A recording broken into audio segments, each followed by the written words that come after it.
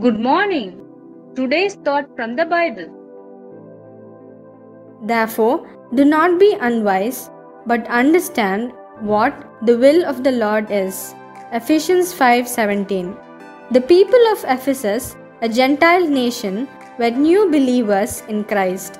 Paul, in his letter to the Ephesians, acknowledged their great faith in the Lord. So Paul encouraged them to continue to lead a holy and righteous life.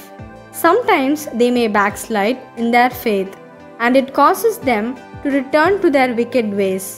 So Paul advises them to stay away from impure or immoral things in life. In chapter 5, he begins with saying, "Be imitators of God." He tells them to live as children of light and do only what pleases the Lord. Knowing and understanding the will of God sets us on the right path. Verse 17 clearly states, "Therefore, do not be unwise, but understand what the will of the Lord is."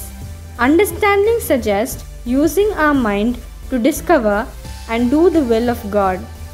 We discover the will of God and He transforms the mind, and this transformation is the result of the Word of God, prayer, meditation, and worship.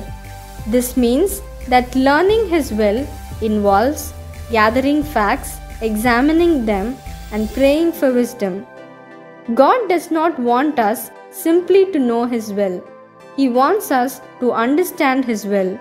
Understanding the will of God is the heart of wisdom. Colossians 1:9. Filled with the knowledge of His will in all spiritual wisdom and understanding. The will of the Lord is crucial. It helps us to be more efficient in our spiritual life. We must detach ourselves from the world to be in communion with the Lord.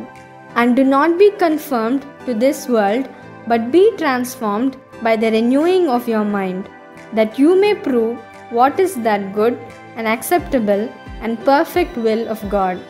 Romans 12:2. The days are short and full of evil. Therefore, we need to be wise and make use of every opportunity we get. In everything, give thanks, for this is the will of God in Christ Jesus for you. 1 Thessalonians 5:18. Pray daily to know the will of God. We must be in constant relationship with Him, and He will enable us to discern His will for us. May this day be filled with God's presence.